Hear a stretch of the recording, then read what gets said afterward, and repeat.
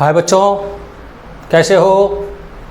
आज अपन पढ़ेंगे एक नया टॉपिक मैथमेटिकल टूल के अंदर ही, जो फिजिक्स में बहुत काम आएगा, इंटीग्रेशन। इससे पहले अपन डिफरेंशिएशन पढ़ चुके हैं, उसको अगर नहीं पढ़ा तो वो जरूर पढ़ के आएँ, क्योंकि इसका रिवर्स प्रोसेस है ये कि किसी का अगर अपन डिफरेंशिएशन कर दें और जो वैल्यू आती है उसका फिर वापस इंटीग्रेशन करते हैं तो वो वापस वही आ जाती है। ठीक, रिवर्स प्रोसेस, ऊपर डेफिनेशन भी लिख दिया है, reverse process of differentiation integration. और उसका क्या एप्लीकेशन है वो अपन बताएंगे। जैसे पहले कुछ एग्जांपल लेते हैं अपन, इसकी ज़रूरत क्या पड़ रही है। जैसे एग्जांपल अपन बताएं कि a बराबर होता है d v by d t. अगर आपको v दे रखा है टी स्क्वायर प्लस 2, ये तो आपने इसने अगर डिफरेंशिएशन किया तो कितना आ जाएगा 2t, टी स्क्वायर ले लूँगा। अब अपन को क्या डिफरेंशिएशन, अगर अपन को वापिस एसिलेशन से वेलोसिटी चाहिए कि वेलोसिटी टी स्क्वायर है, एसिलेशन ये आ गया, तो अपन इंटीग्रेशन लिखेंगे तो a dt, तो 2t dt, तो ये वापिस टी स्क्वायर आ जाए। तो उस प्रोसीजर को समझेंगे कि किसी चीज़ को अपन डिफरेंशिएशन किया, कोई चीज़ आई, उसको वापस इंटीग्रेशन करना हो, क्योंकि अगर अपन ए डी टी इसको लेंगे तो ए डी टी इंटीग्रेशन करना पड़ेगा, डी वी को दे ले जाएंगे, डी वी बराबर ए डी टी ऐसे लिखते हैं, ए डी टी। तो फिर इसका इंटीग्रेशन करते हैं तो वापस आपका वी आ जाता है। तो वो कैसे करना है वो अपन को सीखना है यहाँ पर। तो थोड़ा सा कुछ एग्जाम्पल लेते हैं अपन उसका। तो एक इंटीग्रेशन अपना देखो, इसे टेबल बना रखी है मैंने, मैं एक दो एग्जांपल बताता हूँ, फिर उसके बाद यूज होगा। सबसे पहले x की पावर n का इंटीग्रेशन। n मैंने बोला था आपका, n लिखा मैंने x n plus 1 upon n plus 1, और n -1 नहीं होना चाहिए, क्योंकि differentiation x n plus 1 upon n plus xn होता है। ये अगर देख लो, इसको बता रखा n प्लस 1 आगे आ जाता है, n नीचे आपकी कोई वैल्यू है, और x n प्लस 1 ये कट जाएगा और ये कट जाएगा तो xn आ जाएगा। मतलब x इसका डिफरेंशिएशन xn है, तो xn का इंटीग्रेशन ये। अभी c को लगाए अपन पता चल जाएगा कि c क्यों लगाना पड़ता है। इसको बोलते हैं इंडेफिनेट इंटीग्रेशन, जब c की वैल्यू नहीं पता होती। देखो, अगर सपोज अपन ने d upon D x square किया तो ये 2x आ गया, 2x 2 माइनस 1 2x। जब अपन इसका इंटीग्रेशन करेंगे तो ये कांस्टेंट राशि जैसे डिफरेंशिएशन में बाहर आती है, ऐसे इंटीग्रेशन भी बाहर आ जाती है कांस्टेंट। इसको ऐसे लिखेंगे 2x dx, 2x। तो यहाँ पे 2 और x, अब इसकी फॉर्मूला क्या है, x की पावर 1, और फॉर्मूला है x n plus 1 upon n plus 1। तो ये हो गया 1 प्लस 1 अपॉन 1 प्लस 1, ये इसका इंटीग्रेशन होगा। तो 1 से ये 2 से 2 कैंसिल हो जाएगा, x2 आ गया। तो आपका डिफरेंशिएशन x स्क्वायर का 2x हुआ, तो 2x का भी इंटीग्रेशन ये आ गया, x स्क्वायर। अब वहाँ c क्यों लगाया, मेन बात ये c क्यों आ रहा है। अगर अपन डिफरेंशिएशन x स्क्वायर प्लस 2 का करो, x स्क्वायर का 2x, अब इसका डिफरेंशिएशन करेंगे तो आएगा 2x 2 माइनस 1, और कांस्टेंट का 0 होता है, तो ये 2x आ गया, वापिस ही आ गया 2x।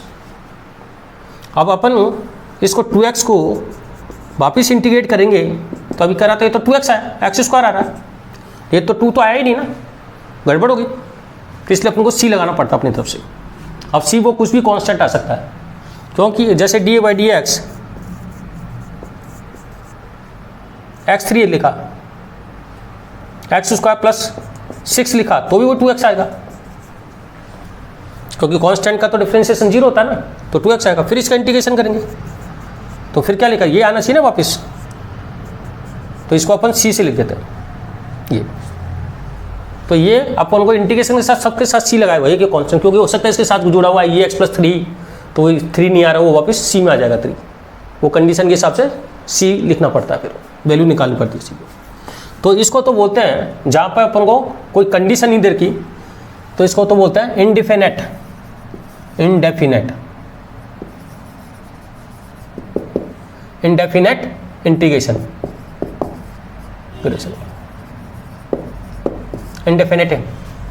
इंटीग्रेशन बोलते हैं, जिसमें अपन को सी लगाना पड़ता है। अब इसके अंदर थोड़ा सा और उसको पॉज करके आप थोड़ा सा इसको टेबल को मैं समझा देता हूँ पूरी को, थोड़ा सा इसका एग्जाम्पल लेके, फिर क्या है देखो।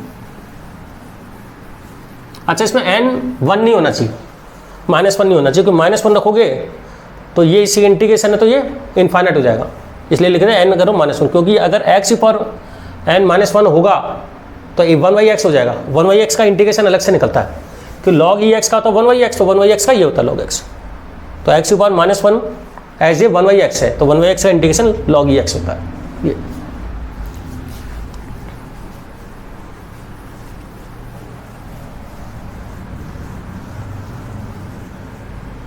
अब देखो, इंटीग्रेशन अपन को x² का निकालना है, 2 का निकालना है,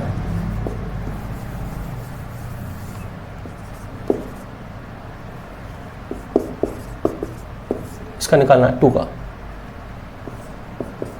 ये 3 मैंने इंटीग्रेशन लिखा आपको, पहले अपन इसके बारे में बात कर लेता है। ये हो गया ये, तो इसका तो क्या हो जाएगा, x2 + 1 2 + 1 x3/3 प्लस सी हमेशा लिखना है। हो सकता है सी की वैल्यू 0 हो जाए, वो अलग बात है, लेकिन सी, क्योंकि x² + 2 का भी डिफ्रेंशिएशन x3 + 3 का 4 रखोगे तो ये डिफ्रेंशिएशन आएगा उल्टा, इसलिए। अब इसको भी क्या ले, x - 2 dx, इसका बता रहा हूँ, इसका तो हो गया, इसका x - 2 + 1 / -2 + 1 -1/x प्लस सी √x, x पर हाफ। इसको अगर कांस्टेंट है तो कांस्टेंट बाहर आ जाएगा, कांस्टेंट नहीं लगा रखा है ना इसमें समय। अगर कोई मल्टीप्लाई कांस्टेंट है तो वो, जैसे डिफरेंशिएशन में कांस्टेंट होता है, ऐसे इंटीग्रेशन में कांस्टेंट वो मल्टीप्लाई होकर बाहर आ जाता है। लेकिन खाली कांस्टेंट का अगर डिफरेंशिएशन है तो 0 होता है, इंटीग्रेशन का भी बताते हैं। तो इसके अंदर क्या आएगा, x - हाफ ऊपर जाएगा +1, तो ये हाफ हो जाएगा, हाफ से ऊपर चल जाएगा 2, और ये हो जाएगा 2√x।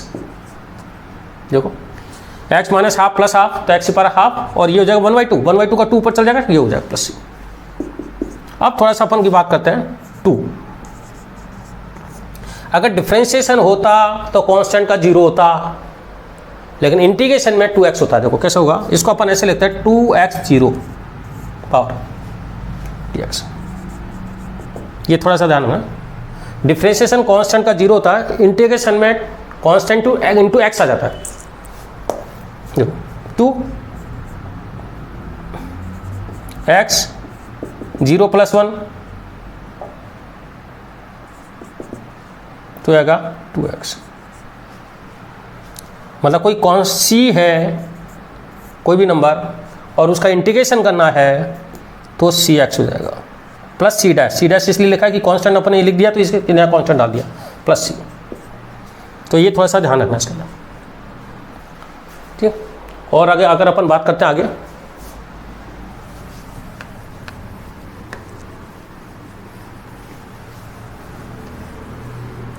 बस n की पावर -1 नहीं होना चाहिए, ठीक है। तो 2x का 2x हो गया, 2 का cx है तो cx प्लस c डैश लिख दिया, मैंने सीधे लिख दिया तो उसका cx।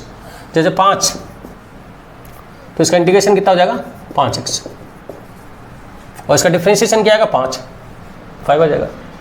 दूसरा देखो, log ex का 1/x होता है, ये हमेशा log पॉजिटिव संख्या का ही लिया जाता है, इसलिए 1/x, तो 1/x का इंटीग्रेशन log x उल्टा हो गया। ऐसे e की पावर x का e की पावर x होता है, इसका फिर वापिस इंटीग्रेट ex प्लस c हो गया। ऐसे sin x का cos x, तो cos x का sin x उल्टा। अब थोड़ा cos x का माइनस sin x है, ये ज़्यादा समझना है कि जब ये cos x का माइनस sin x है तो ये माइनस sin x का एक्चुअल में माइनस sin x का होना चाहिए था cos x, ये तो इस पूरे का, लेकिन मैं किसका इंटीग्रेशन ले रहा हूँ, साइन एक्स का। माइनस साइन एक्स का लूंगा ना तो कॉस एक्स आ जाएगा, लेकिन मैं तो माइनस साइन एक्स की जगह साइन एक्स ले रहा हूँ, तो वो माइनस इधर ट्रांसफर कर दिया तो माइनस कॉस एक्स। या इनडायरेक्टली जब मैं इस पूरे का माइनस साइन एक्स करूँ तो माइनस तो बाहर आ जाएगा, और साइन एक्स का हो जाएगा माइनस कॉस एक्स, और माइनस एक बाहर लिया तो माइनस में प्लस कॉस एक्स। ठीक है भाई, आपका इस साइन एक्स का इंटीग्रेशन क्या होता है, ऐसे समझो, माइनस साइन एक्स, देखो माइनस बाहर निकाल दो, और साइन एक्स का क्या होता है तब, माइनस कॉस एक्स।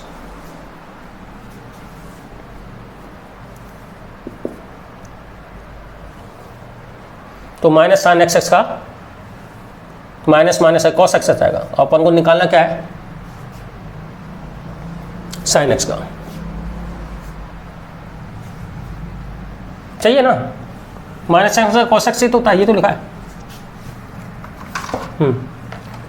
आया नहीं है भाई, कॉस साइन एक्स का कॉस एक्स का माइनस साइन एक्स का लोगे ना तो कॉस एक्स आएगा, मैं ले रहा हूँ सब साइन एक्स का, माइनस नहीं लगा रहा हूँ, तो ये माइनस उधर ट्रांसफर कर दें डायरेक्टली, तो minus cos x.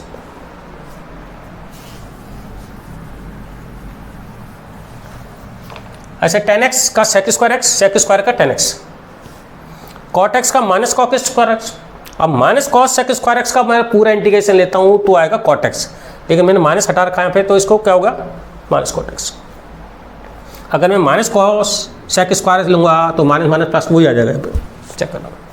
sec x का sec x tan x, और sec x tan x का फिर integration sec x plus c, फिर एक cos x का minus cos x plus cot x, और अगर मैं minus cos x cot x का लेता हूँ तो आएगा cos x, लेकिन मैं सिर्फ cos x cot x का लूँगा तो क्या लिखूँगा, माइनस cot x, नहीं ये है cos x, cos x। अच्छा, दो मैंने इंटीग्रेशन और लिखेंगे, डिफरेंशिएशन नहीं लिखेंगे। एक tan x का होता है log sec x plus c, sec x,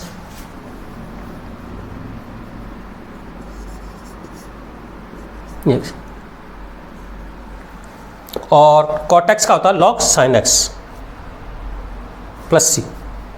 इसके मैंने डिफरेंशिएशन लिखे हैं, सिर्फ इंटीग्रेशन लिखे हैं। tan x का तो मैंने डिफरेंशिएशन बता रखा है sec स्क्वायर x, और cot x का भी बता रखा है इसके अंदर ये, लेकिन ये मैंने इंटीग्रेशन लिखे हैं दोनों, ये ध्यान रखना।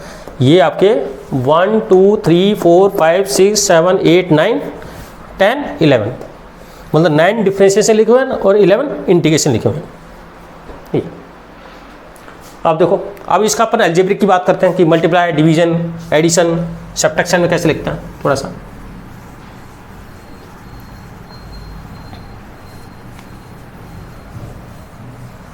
अगर आपका इंटीग्रेशन आ जाए आपका x square 1 by x square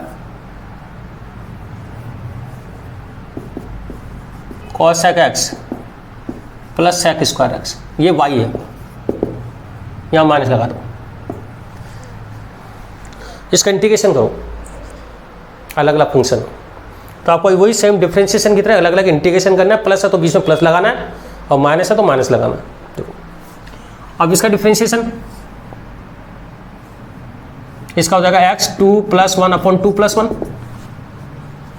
इसका x पावर -2 + 1 अपॉन -2 + 1, क्योंकि x पावर -2 लिख सकते हैं।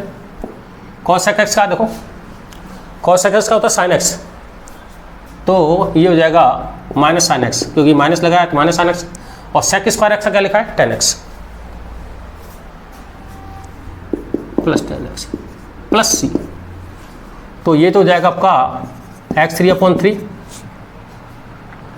Minus 1 by x minus sin x plus tan x plus ये आंसर हो जाएगा। मतलब ये प्लस है तो प्लस, माइनस है तो माइनस, जो भी आपका, ये तो माइनस इसके कारण है, इसके कारण है, ये तो प्लस ही था। ठीक, तो एडिशन और सब्ट्रैक्शन में तो सेम वही तरीका है जो आपका डिफरेंशिएशन में। और कोई कांस्टेंट राशि अगर आगे आ जाती है, जैसे 2x² है तो 2 और आगे आ जाएगा, ये हो जाएगा, और कॉन्ट्रास्ट कॉस्ट लगा। अब आता मल्टीप्लाई की बात करूँगा, मेन बात मल्टीप्लाई का अलग फॉर्मूला इसके अंदर, थोड़ा सा डिफ्रेंशिएशन की तरह नहीं है।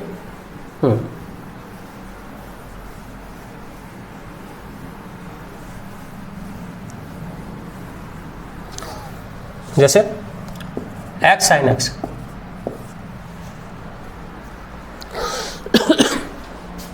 देखो डिफ्रेंशिएशन में तो x sin x और sin x x कैसे कर लो एक ही आएगा। इंटीग्रेशन में एक तरीका होता है, उसी प्रोसीजर से चलना पड़ता है। u भी है लेकिन इसको एक फॉर्मूला होता है इलेट, ILAT, ये इसके अरेंजमेंट से अपन को सेट करना पड़ता है। 99% इसी से होता है ज़्यादातर। ये होता है इन्वर्स फंक्शन, और इसको बोलते हैं इंटीग्रेशन बाय पार्ट। इसको बोलते हैं जब मल्टीप्लाई होता है इसको बोलते हैं इंटीग्रेशन बाय पार्ट बोलते हैं इसको, इस मेथड को। आपका ये u है, ये v है एक तरह का, जो भी देखना पड़ेगा किसको पहले रखना किसको बाद में रखना, वो ये डिसाइड करेगा कि आप ऐसे नहीं लिख सकते sin x x नहीं लिख सकते, कि इसको फर्स्ट फंक्शन और सेकंड फंक्शन इस इलेट के हिसाब से डिसाइड होगा। इसको बोलते हैं इन्वर्स। इन्वर्स का मतलब है tan इन्वर्स का इंटीग्रेशन करना हो या sin इन्वर्स का, ये होता है इन्वर्स। ये कहलाता है लॉगरिथम, लॉग वाले। ये algebraic x square 1/x 1/x cube जो भी है एल्जेब्रिक। ये है टिक्नोमेट्रिक,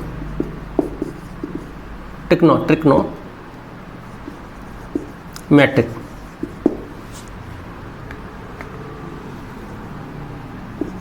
टिक्नोमेट्रिक, और ये है एक्सपोनेंशियली, एक्सपोनेंशियल e की पावर x, इस तरह का। तो अपना जो फंक्शन है यहाँ पे क्या है, एल्जेब्रिक और टिक्नोमेट्रिक। तो ये पहले को एल्जेब्रिक रखना का, अगर आपका sin x x भी होगा ना, पहले आपको x लिखना पड़ेगा फिर sin x लिखना पड़ेगा। मतलब कहने का मतलब है डिफ्रेंशिएशन में तो u को v लिख दो या v को u लिख दो, कोई दिक्कत नहीं है। लेकिन यहाँ पे आपको इस फॉर्मूले के हिसाब से u और v सेट करने पड़ेंगे।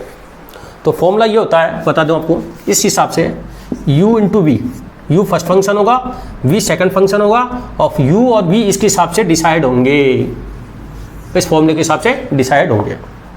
क्या होता है देखो इस फॉर्मूले को, इसको बोलते हैं इंटीग्रेशन बाय पार्ट मेथड। तो u फर्स्ट फंक्शन, दूसरे का इंटीग्रेशन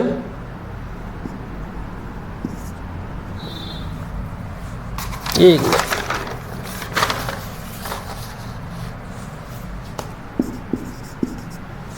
फर्स्ट फंक्शन दूसरे का इंटीग्रेशन माइनस फर्स्ट का डिफरेंशिएशन, सेकंड का इंटीग्रेशन, और पूरे का फिर इंटीग्रेशन। क्या बोला मैंने, फर्स्ट फंक्शन सेकंड का इंटीग्रेशन माइनस फर्स्ट का डिफरेंशिएशन पहले करना है, फिर सेकंड का इंटीग्रेशन करना है, फिर ये कंप्लीट होगा, और इस कंप्लीट का फिर वापस इंटीग्रेशन, ये कंप्लीट का इंटीग्रेशन। ये मैथ, इस फॉर्मूले से आपका इंटीग्रेशन u भी निकलता है, dx। अब देखते इसको, इस फॉर्मूले को आप उतार लो पॉज करके, और इसको मैं इसको करता हूँ, इस फॉर्मूले को x sin x को। अब इसको मैं मिटा देता हूँ, इसकी अभी स्थिति आवश्यकता नहीं है, इधर कर देता हूँ। ये तो मैं सिर्फ क्या है कि मेरे को उतारने में टाइम लगता है, इसलिए मैंने एक साथ आपको टेबल बना दिया। आप इसको पॉज करके उतार लेना, और किताब में मिल जाएगी, ऐसी कोई दिक्कत नहीं है, ऐसी नहीं है।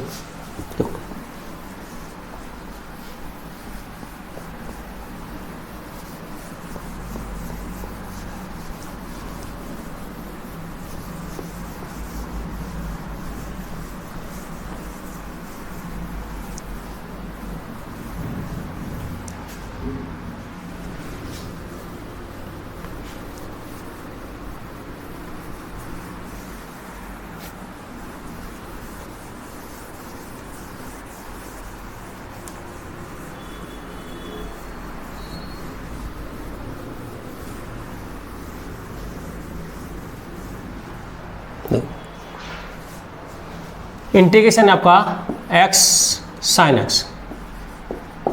तो पहले तो आप इस फॉर्मूले में फर्स्ट फंक्शन और u और v देखो क्या बनेगा। फॉर्मूला है, देखो ये फॉर्मूला करीब 90-90% 99% तक तो सही है। कई बार अपन को जब बॉडी क्लास में आता है ना, तो फिर वो और कंडीशन लग जाती है, सब्स्टिट्यूट मेथड वगैरह कई मेथड है, उसके हिसाब से डिसाइड होता है। लेकिन अपने जहाँ तक सवाल होंगे फिजिक्स में तो करीब करीब ये फॉर्मूला अपने 100% वैलिड रहेगा। तो अलजेब्रिक क्या है ये तो फर्स्ट फंक्शन क्या आएगा x, दूसरे का इंटीग्रेशन साइन एक्स का होता है माइनस कॉस एक्स, देख लो इंटीग्रेशन, क्योंकि कॉस एक्स का तो साइन एक्स है और साइन एक्स का माइनस कॉस एक्स, माइनस फिर फर्स्ट का डिफ्रेंशिएशन तो डी ओपन डी एक्स इसका 1 हो जाएगा साइन एक्स, और इसका integration minus cos x D x, first का डिफ्रेंशिएशन, दूसरे का इंटीग्रेशन, सेकंड का इंटीग्रेशन, फिर पूरे का कंप्लीट का फिर इंटीग्रेशन, 2 बार, इसमें 2 बार इंटीग्रेशन छुपा हुआ है, फर्स्ट का डिफ्रेंशिएशन, दूसरे का इंटीग्रेशन, सेकंड का, फिर इसका आने के बाद फिर वापस इंटीग्रेशन है,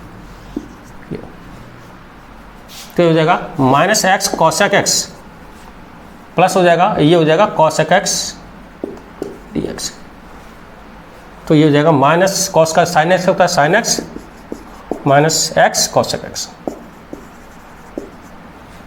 ये आपका आंसर।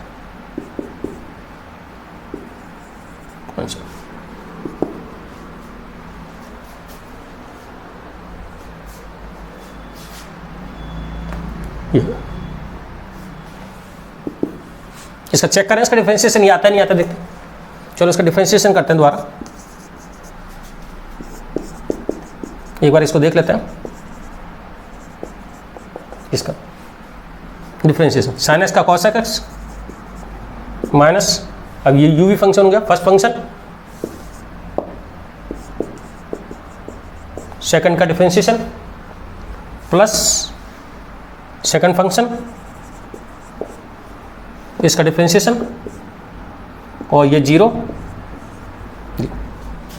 वही इसका साइन एक्स था तो कॉस एक्स होता, फिर माइनस बाहर निकाल दिया, फर्स्ट फंक्शन दूसरे का डिफरेंशिएशन प्लस सेकंड का आपका और फर्स्ट का फंक्शन। अब देखो ये आता नहीं आता, ये कॉस एक्स एक्स हो गया और माइनस माइनस प्लस हो जाएगा एक्स साइन एक्स प्लस का हो जाएगा, और ये multiply minus cos x x हो जाएगा, और कांस्टेंट का 0 आ रहा है, तो कॉस एक्स कट गया, ये आ गया, देखो ये आ रहा है वापस आ गया ना, सही, तो ये फंक्शन वापस आ गया, मतलब जिस चीज़ का आपने इंटीग्रेशन किया उसका डिफरेंशिएशन करने पे वापस वही फंक्शन आ जाता है, ये रिवर्स प्रोसेस।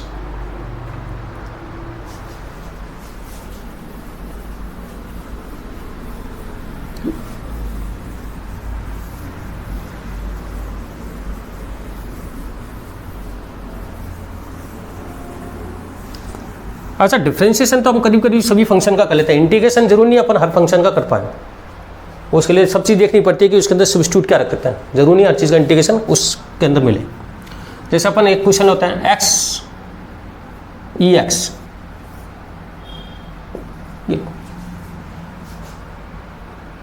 अच्छा ये अपन सी लगा रहे हैं तो सारे सारे इनडिफिनिट इंटीग्रेशन है डिफरेंट। अब इसके अंदर पूरे लेट लगाओ पहले, तो किसको फर्स्ट मांगना है किसको सेकंड, इसमें ये एक्सपोनेंशियल है, ये सेकंड फंक्शन है, अलजेब्रिक फर्स्ट फंक्शन है, तो आपको ये रखना पड़ेगा एक्स ई एक्स, उल्टा नहीं करना, नहीं होगा नहीं। फर्स्ट फंक्शन दूसरे का इंटीग्रेशन ई एक्स का ई एक्स ही होता है, माइनस फर्स्ट का इंटीग्रेशन, फर्स्ट का डिफरेंशिएशन 1, दूसरे का इंटीग्रेशन फिर ये एक्स आ जाएगा, और कंप्लीट का फिर इंटीग्रेशन, फर्स्ट फंक्शन दूसरे का इंटीग्रेशन ई एक्स का ई एक्स माइनस ये रहा, फर्स्ट का डिफरेंशिएशन एक्स का 1 होता है, सेकंड का ई एक्स हो गया, फिर ये कंप्लीट का फिर ई एक्स, तो फिर ये आपका आ गया एक्स ई एक्स, और ये ई एक्स का ई एक्स हो जाएगा, तो ये आपका आंसर हो जाएगा ई एक्स आएगा प्लस सी, ये आंसर हो जाएगा।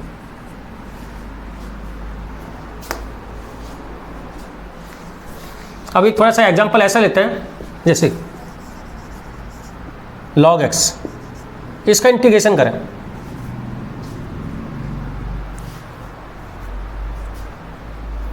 अब इसका तो क्या है कि इसको कैसे करेंगे, तो ये इंटीग्रेशन बाय पार्ट की सहायता से करते हैं कि अपन इसका डिफरेंशिएशन तो जानते हैं, तो इनटू 1 और कर दो इसको क्या, और ऐसा टर्म लेते हैं 1 से और मल्टीप्लाई कर देते हैं, इसको ऐसा कर लेते हैं ILA लॉग आ गया ना, इसको ये है ना, इसको अपन x की जो इसका करने की जगह ऐसा आप ऐसे भी तो लग सकते हो log x x की पावर 0, ये u फंक्शन हो गया, इसको ये 1 है, तो log x को अपन log x 1 को x0 dx लिख दिया, इसका इंटीग्रेशन ऐसे भी कर सकते हैं, तो इंटीग्रेशन बाय पार्ट से कर सकते हैं। तो फर्स्ट फंक्शन, तो इसके अंदर ये देखना कि इंटीग्रेशन इसका तो करना आसान नहीं था, इसको डिफरेंशिएशन करना तो आसान है ना, इसका अपन इंटीग्रेशन नहीं कर सकते लेकिन डिफरेंशिएशन करते हैं, इसलिए हमेशा जिसका डिफरेंशिएशन कर सकते हैं उसको फर्स्ट बनाओ, ठीक है। तो इसको अपन डिफरेंशिएशन कर सकते हैं, इसको फर्स्ट फंक्शन बना लो, क्योंकि इसका इंटीग्रेशन करना तो आसान नहीं है, क्योंकि यार डी ओपन डी एक्स, इसको फर्स्ट फंक्शन बना लो। ये पहचान है इसकी कि जिसका हो डिफरेंशिएशन कर सकते हैं उसको फर्स्ट बना लो, और सेकंड वालों को उस हिसाब से सेकंड बना लो। तो फर्स्ट फंक्शन क्या आएगा, log x, अब यहाँ पे x की पावर 0, इसका इंटीग्रेशन, तो ये हो जाएगा आपका x 0 + 1 अपॉन 0 + 1, log x का डिफरेंशिएशन, इसका होगा x 0 + 1 अपॉन 0 + 1, और फिर इंटीग्रेशन log x का, ये हो जाएगा आपका x log x, और ये आपका x x कैंसिल हो जाएगा dx, क्योंकि x x कैंसिल, ये dx, और dx का क्या बताया था, अच्छा इस dx को क्या लिख सकते हैं 1 इंटू, और c है ना, c1 लिख सकते हैं ना, तो मैंने बताया था c का इंटीग्रेशन क्या होता है cx, और यहाँ पे 1 आ गया, तो ये हो जाएगा x log x minus x plus c। तो अगर कोई एक फंक्शन हो तो अपन उसकी सहायता से इंटीग्रेशन बाय पार्ट से एक 1 लगा के इंटीग्रेशन कर सकते हैं, जिसका अपन इंटीग्रेशन नहीं कर पा रहे हैं, लेकिन डिफरेंशिएशन जिसका आसानी से हो सकता हो। अब अपन इसके अंदर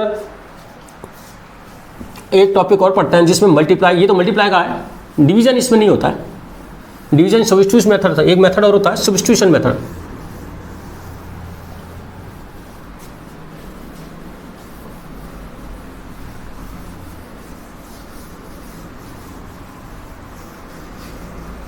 तो मैं 5-6 एग्जाम्पल लिख रहा हूँ, उन सबको मैं सोल्व करके बता रहा हूँ आपको। इंटीग्रेशन बाय सब्स्टिट्यूशन मेथड,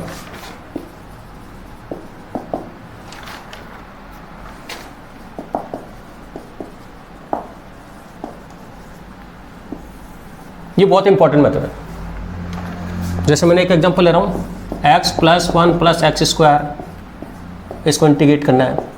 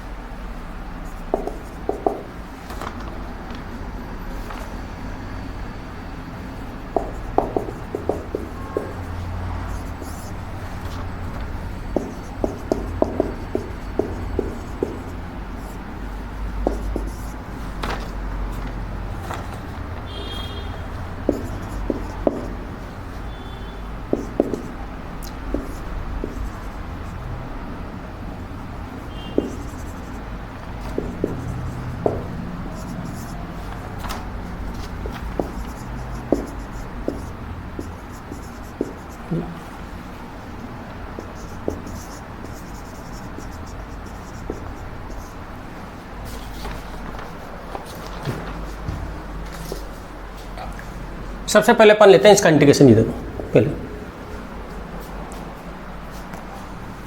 तो cos 7x + 5 ये लीनियर फंक्शन है, मतलब x के साथ कोई लीनियर जुड़ा हुआ, लीनियर का मतलब 2 3 4 x² नहीं होना चाहिए।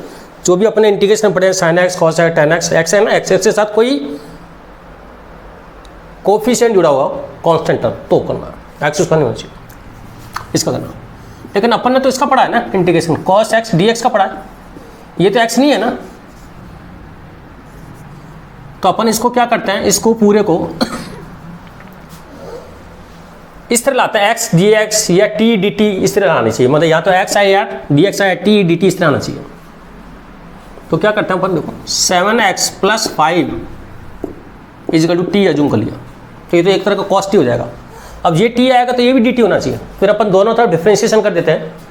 तो 7 इसका x का तो 1 हो जाएगा, ये 0 हो जाएगा, ये हो गया D T by D x. दोनों तरफ x के करेंगे तो 7x का तो 1 होता है ना, तो ये क्या आ गया 7 डी एक्स डी टी। तो मैं अब आगे जब भी करूँगा तो ऐसे करूँगा 7 डी एक्स, इसके एक्स का डी एक्स लिख दिया, मतलब पहले डिफ्रेंशिएशन, फिर डी एक्स लगा, इसको डी टी लिखूँगा। तो डी एक्स क्या आ जाएगा डी टी बाई 7। क्या करा मैंने, ये आपका जो मैंने लिखाए थे cos x x dx, cos t dt या sin x dx, e की पावर x dx, ऐसे एक्स स्क्वायर नहीं होना चाहिए, वो जो मैंने स्टैंडर्ड फॉर्म उसी फॉर्म में होना चाहिए, जबकि यहाँ पे ऐसा नहीं हो रहा। देखो अब पता लग जाए क्या हो रहा है, उसमें चेंज करो, जो अपने मेन फॉर्म लिख दें यार, उस पर फॉर्म में चेंज करने पड़ेंगे आपको। ऐसा नहीं होना चाहिए cos 2 dt, cos 2 dt नहीं, t dt होना चाहिए। आप 2t को फिर 2t को x वैल्यू u रखो फिर बदलो, ये 2t नहीं होना चाहिए, t होना चाहिए, और ये dt होना चाहिए ऐसे। तो अपने क्या करा, इसको t अज्यूम किया, दोनों तरफ डिफरेंशिएशन कर लिया, ये 7 आ गया, तो अपन इसको 7 dx dt भी लिख सकते हैं, 5 का तो कांस्टेंट, या 7 dt बाई dx लिख लो। अभी आपकी प्रैक्टिस नहीं है तो आप ऐसे लिख लो, तो dx 7। अब इसको वैल्यू रख दो यहाँ पर, तो ये हो गया cos t और dt बाई 7 डी एक्स। अब इसमें 1/7 तो बाहर आ जाओ, कॉन्स्टेंट हो गया, और ये होगा cos t dt, और cos t का होता है sin t, तो 1/sin t, तो 1/7 और sin t की जगह क्या ले सकते हो sin t, किसको माना था 7x + y + c। तो आप एक ट्रिक और है, जब ये लीनियर फंक्शन हो, सिर्फ लीनियर क्या होना चाहिए, x ही होना चाहिए, x स्क्वायर नहीं होना चाहिए हो, तो आप ऐसा कर सकते हो कि पहले तो आप इसको इंटीग्रेशन कर लो cos का, ऐसे कैसे, और ये जो फंक्शन आता है इसके साथ x के साथ, इसका डिफरेंशिएशन करो, इंटीग्रेशन डिफरेंशिएशन। अगर इस 7 आ रहा है, जो भी आ रहा है डिफरेंशिएशन, वो डिफरेंशिएशन का डिवाइड करो। पहले आप इसको ऐसे कैसे ही t मानकर, लेकिन ये होना लीनियर फंक्शन होना चाहिए, x स्क्वायर नहीं होना चाहिए अंदर, 7x + 5 लीनियर का मतलब x की पावर 1 होनी चाहिए, और जो इसका साथ कोएफिशिएंट जुड़ा हुआ है उसका पहले डिफरेंशिएशन करो उसका, और डिफरेंशिएशन करने के बाद जो भी आ रहा है उसको डिवाइड कर दो।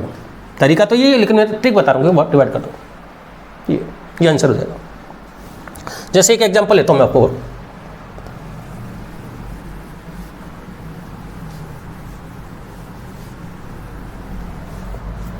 जैसे e 4x + 5,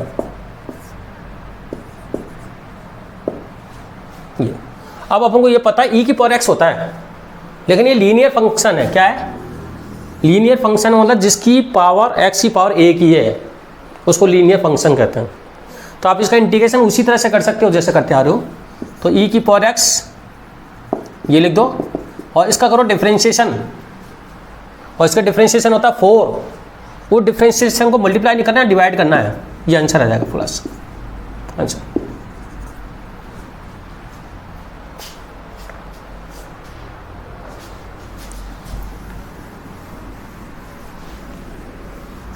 जैसे साइन ओमेगा टी + फाई, ये कांस्टेंट है दोनों, y।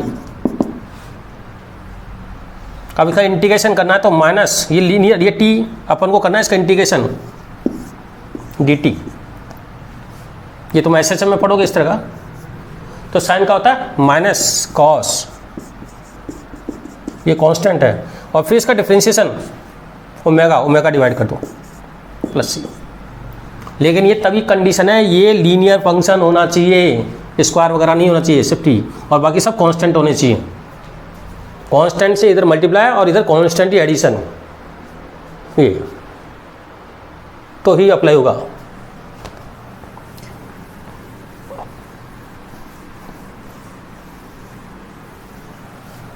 अब देखो ये हो गया। अब ये लेते हैं 1 + x की पावर 5 dx, तो अपना तो x की पावर n का होता है ना, तो अब 1 + x को t ले लो, तो दोनों तरफ डिफरेंशिएशन करेंगे तो ये तो 1 हो जाएगा D T by D x. मैंने कहा था ना मैं इसको 1 का डिफ्रेंशिएशन के ऊपर डी एक्स लिखूंगा, मैं ऐसे लिखूंगा डिफ्रेंशिएशन इंटू डी एक्स, ऐसे लिख के डी टी, एक स्टेप खा जाऊंगा। जैसे आपको 3x² निकालना है t, तो मैं क्या करूंगा, इसका डिफरेंशियल 6x dx बराबर dt, या अगर ऐसा आ जाए 3x² प्लस बराबर t², तो देखो कैसे लिखूंगा, इसको कहूँगा लेकर 6x dx लगा के और इसका लिखूंगा 2t dt, दोनों तरफ डिफरेंशिएशन किया और डी लगा दिया, वो dt बाई डी एक्स इधर आ गया। ये एक शॉर्ट तरीका है कि 3x² को लिखो 6x dt by D X ही है, लेकिन मैंने थोड़ा dx लिख के dt दे लिख दिया। 3x अब करना दोबारा वही dt, तो ये होगा 6x dx और ये तो 2t dt, ऐसे लिखना, तो ये जल्दी से हो जाता फिर।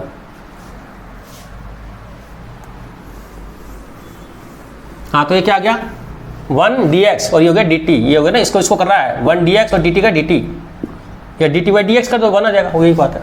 अब देखो इसको तो क्या लिखा, t की पावर 5 dt, इसको होता है सब्स्टिट्यूशन मेथड। सब्स्टिट्यूशन मेथड मतलब कहने का मतलब है कि आपको जो अपन को स्टैंडर्ड फॉर्म में चेंज करना पड़ता है और इसको भी उसी dx को भी dt लिखना पड़ता है। अब ये हो गया t 6 प्लस 6 बटा 6 प्लस c, और t की वैल्यू रख दो 1 प्लस एक्स की पावर 6 बटा 6 प्लस c, ये आंसर आएगा। ये हो गया। आप उसका जिसको t मानते हैं उसका डेरिवेटिव उसके अंदर होना चाहिए, डेरिवेटिव।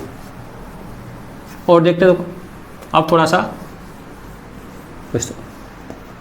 अब लेते हैं x² साइन एक्स क्यूब, तो t किसको माने, साइन t।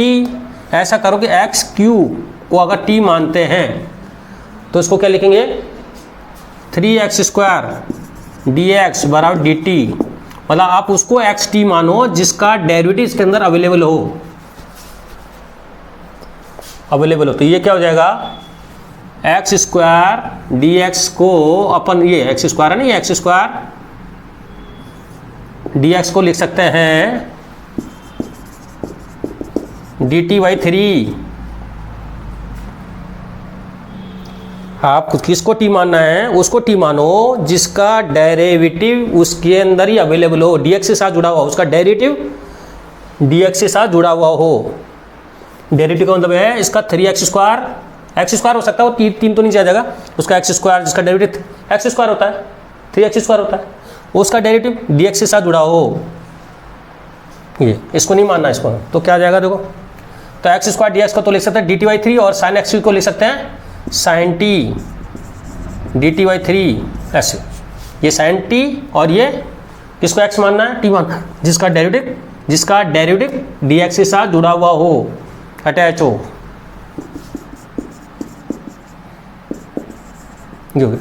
अब साइन t का क्या होता है, माइनस कॉस t या cos t, minus cos t, ये ध्यान रखिए, थोड़ा सा आपको याद रखने पड़ेंगे, कॉस t प्लस c। कुल मिला के जो अपन ने 11 फॉर्म उसमें चेंज करना पड़ता है बस, ऐसे स्क्वायर नहीं होना चाहिए, यही होना चाहिए जो दिया हुआ है, चेंज करो। ये हो गया, क्या होगा, अब कॉस की वैल्यू रखो क्या है t क्या माना था, ये answer.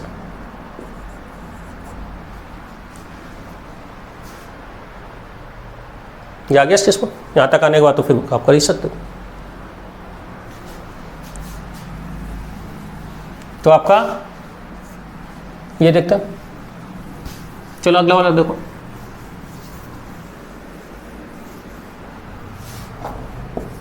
Sign 4t cos t dt। मैंने कहा नहीं उसको t मानो जिसका डेरिवेटिव इसके अंदर जुड़ा हुआ हो। अब साइन t को अगर अपन u मान लें तो इसका डेरिवेटिव तो कॉस t dt, नहीं तो du, आधा डार्क डिफ्रेंशिएशन करके dt लगा दो, इसका डिफ्रेंशिएशन 1 होता है, या du अपन dt लिख के ऐसे लिख सकते हैं, वही एक ही बात है, cos t dt by du, du by dt। तो वो एक शॉर्ट ट्रिक है कि इसको आप ऐसे लिख लो, उसका इधर लिख लो, उसका डिफरेंशिएशन 1 है, u का 1 होता है du, u का 1 मतलब u का 1 और sin t का लिख दिया cos t, u का 1 और इधर लगा दिया du और इधर dt लगा दो, मतलब इधर भी डिफ्रेंशिएशन लगा के dx, इधर डिफ्रेंशिएशन लगा के du, बस अलग से लगा दो आप। अब देखो, अब cos t dt ये आ गया ना इसका डायरेक्ट, मतलब ऐसे फंक्शन जिसका डिफ्रेंशिएशन dt के साथ अटैच हो तो cos t du लिख सकते हैं इस पूरे को, और इस साइन इसको क्या लिख सकते हैं u4 du। अब ये इस फॉर्म में चेंज आ गया, जो अपन ने आपको 11 फॉर्म में उसी में चेंज करना होता है। तो ये हो गया आपका u5/5 plus c, x for n की तरह हो गया ये, तो ये हो जाएगा साइन की पावर 5t/5 प्लस सी, ये आंसर आएगा। साइन टी माना था ना, साइन की पावर 5 तो साइन हो गया किसी, ये आंसर ये होगा। लीनियर फंक्शन में लाना पड़ता है कुल ना के, ये सब लीनियर फंक्शन में आने चाहिए वहाँ में, स्क्वायर वगैरह नहीं होना चाहिए। अब देखो इसको था, अब इसके अंदर देखो 1 + x² को t मानो, तो इसका डिफ्रेंशिएशन करेंगे तो 2x आएगा, 2x और इसका डिफ्रेंशिएशन के साथ dx होना चाहिए, तो ये हो गया 2x, इसका तो 0 हो गया, dx dt 1 का 0, इसका 2x और फिर का dx अपनी तरफ से लगा दो, t का 1 और dt, या dt/dx भी कर सकते हो, लेकिन थोड़ा एक स्टेप मैंने कम कर दिया, बस इतना dt/dx को इधर ले गया, पर वहाँ कुछ नहीं किया है। अब देखो x dx dt/2, मैंने कहा उसको आप t मानो जिसका डेरिवेटिव dx के साथ जुड़ा हुआ हो, जिसका डेरिवेटिव dx के साथ जुड़ा हुआ हो उसको t मानो। अब ये हो गया x dx, देखो इसका जगह क्या लिख दोगे, ये t, तो dt/2 और ये हो जाएगा आपका अपॉन t,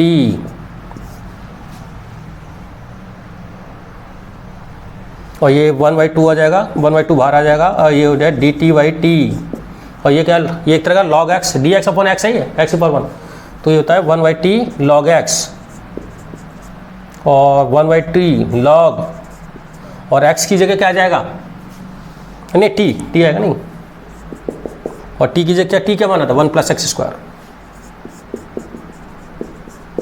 ये आंसर हो गया।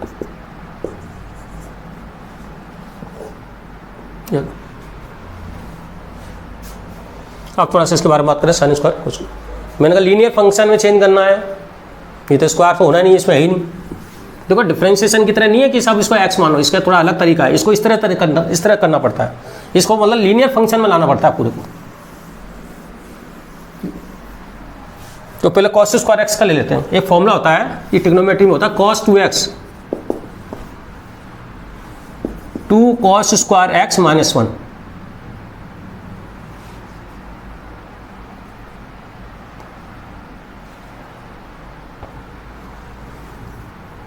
और एक फॉर्मूला होता है cos 2x बराबर होता है 1 - 2 sin² x, ये दो फॉर्मूले होते हैं 2x, ये ट्रिग्नोमेट्री में एक फॉर्मूला है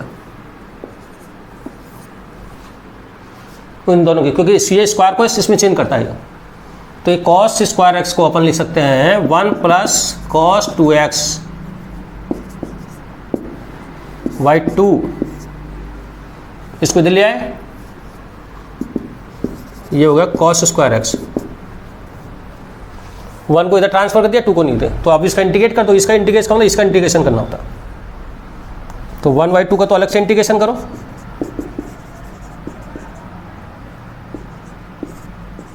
इसका अलग से करो। अच्छा मैंने कहा था कांस्टेंट अगर आ जाए तो उसके साथ x जुड़ जाता है, ये तो जगह x/2 1/2x। अच्छा अगर लीनियर फंक्शन हो खाली तो आप वैसे ट्रीट कर सकते हो x मानकर, तो cos x आता है sin 2x, लेकिन मैंने ये बताया था कि ये जो आपका इसका डेरिवेटिव है, इसका डिफरेंशियल उसका डिवाइड हो जाता है।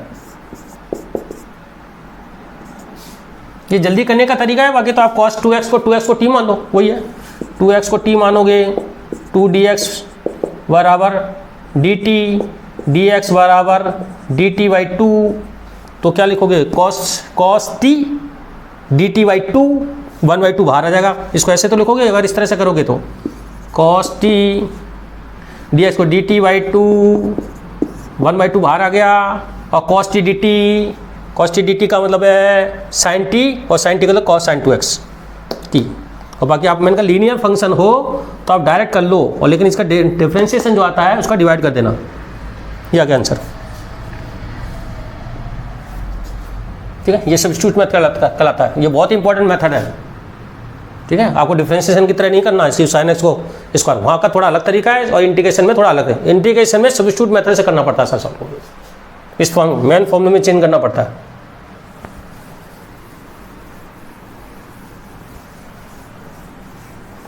अब एक क्वेश्चन और लेते हैं इसके अंदर, साइन स्क्वायर एक्स अभी बताया था।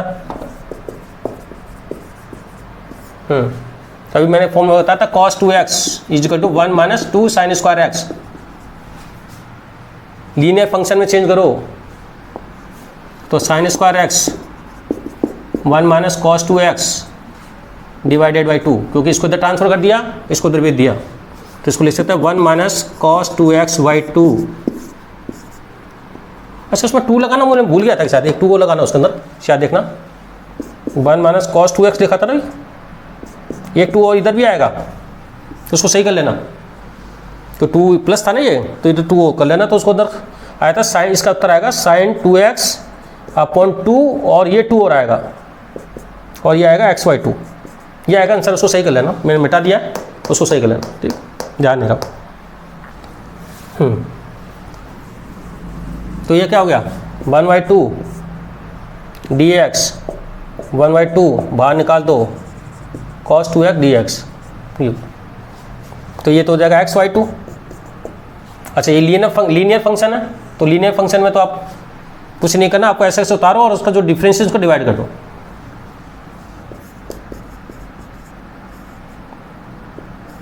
साइन 2x और 1/2 ये रहा, और 2 का डिवाइड करो, बाकी वही 2x को t मान सकते हो, सब्स्टिट्यूट मेथड से भी कर सकते हो, वही उत्तर आएगा। तो हो जाएगा प्लस c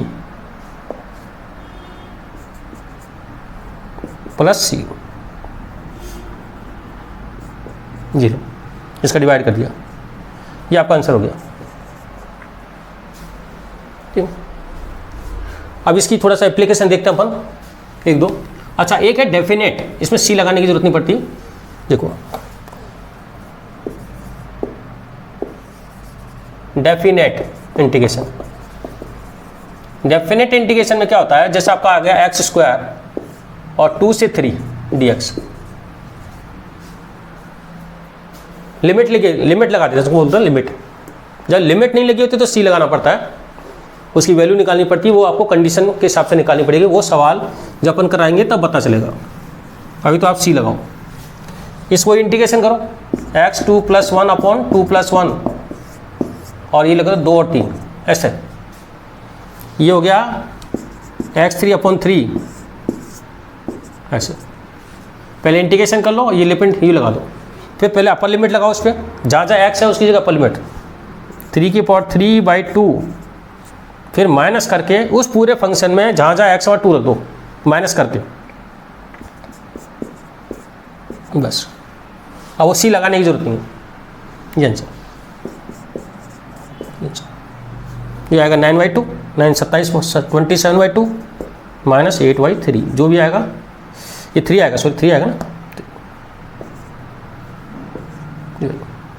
ये हो जाएगा 27 19/3 आंसर।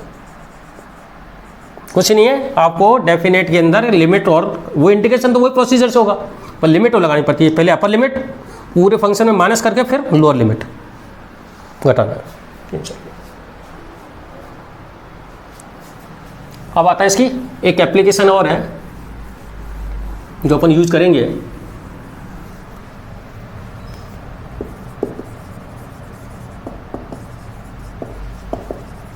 एप्लीकेशन ऑफ इंटीग्रेशन, जैसे आपका कोई ये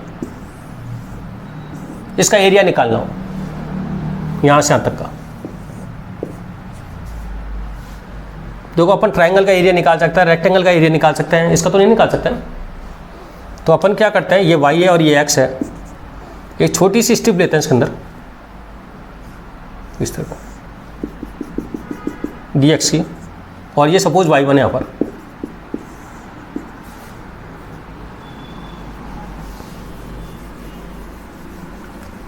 कोई फंक्शन का ग्राफ है इस तरह का और इसका एरिया निकालना है, तो इसकी आएगा y1 dx, ये एरिया। ऐसे ही दूसरा निकालोगे, यहाँ तक का रेक्टेंगल मानकर, रेक्टेंगल मान लिया इसको, यहाँ तक का। इस तरह छोटी छोटी स्ट्रिप में अपन इसको पूरे को डिवाइड कर देते हैं। तो ये सारा जो है आपका एंड स्ट्रिप में डिवाइड हो गया सपोज एंड। तो ये हो गया summation y n d x, और n की वैल्यू 1 से लेकर n भागों में डिवाइड कर दिया। इन सबको ऐड कर दो तो इसका एरिया अप्रोक्सीमेट आ जाएगा। इसमें ये एरिया काउंट नहीं होगा जो अपने यहाँ छोड़ा है। देखो ये है ना, ये तो अपने तो रेक्टेंगल मानी स्ट्रिप, अपन ने क्या करा, ये dx मोटाई की और ये y2 लेंथ की, इस तरह के, ऐसे y3 लेंथ की, इस तरह अलग अलग छोटी छोटी स्ट्रिप में डिवाइड करके उनका सबका एरिया जोड़ दो तो ये एरिया आ जाएगा। तो इसका वचन इससे करने के थोड़ा सा अप्रोक्सीमेट एरिया आएगा, लेकिन अपन इंटीग्रेशन में इस समेशन को कन्वर्ट कर देते हैं इंटीग्रेशन से समेशन, और ये आपका y लिख देते हैं जो फंक्शन है, तो y इजिकल टू लिखा होगा कोई भी फंक्शन एफ एक्स जो भी, और यहाँ पे आप लिमिट लगा देंगे, ये लिख देंगे। ये अगर कर देते हो आप y dx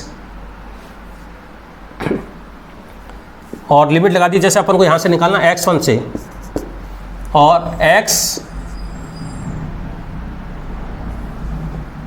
x2 तक, ये लिमिट लगा दो x1 से।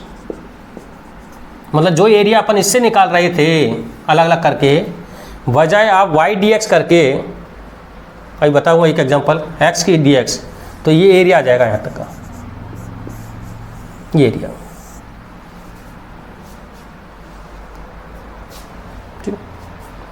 ये y जो ग्राफ है x y लिख के इस तरह का y dx लगा के x1 से x2, ये एरिया होता था। मतलब कहने वाला इंटीग्रेशन जैसे डिफरेंशिएशन तो स्लोप बताता है, डिफरेंशिएशन से तो किसी पर्टिकुलर पॉइंट पे स्लोप बताता है, उस पॉइंट पे अपन इंटीग्रेशन आप लिमिट यहाँ से यहाँ तक लगाते हो तो वहाँ तक का एरिया बता देता है, वो एरिया आ जाता है इसका पूरा, ये पूरा एरिया आ जाएगा पूरा एरिया। जैसे आपका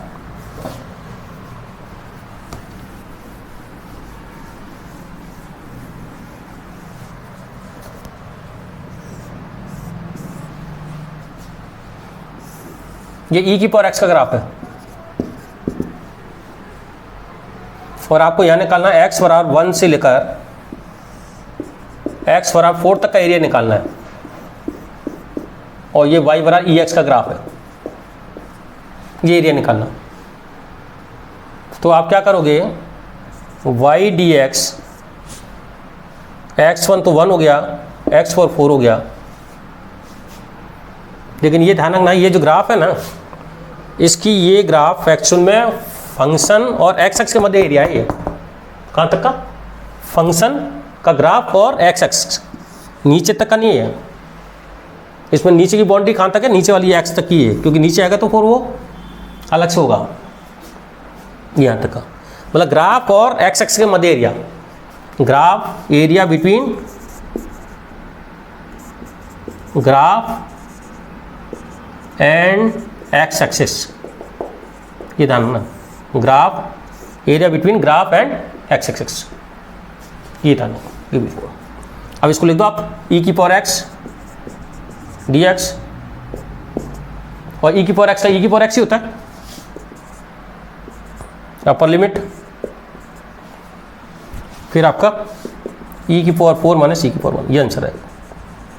और e की वैल्यू होती है 2.71, ये आंसर आएगा।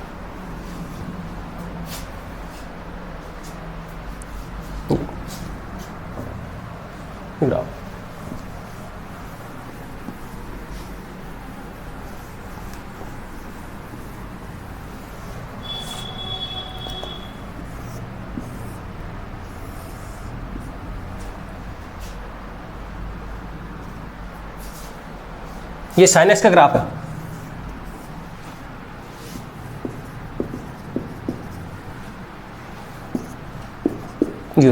ये एरिया निकालना है। ये एरिया तो लेस हो जाएगा, बाकी वो अपन बता देंगे अभी तो ये एरिया।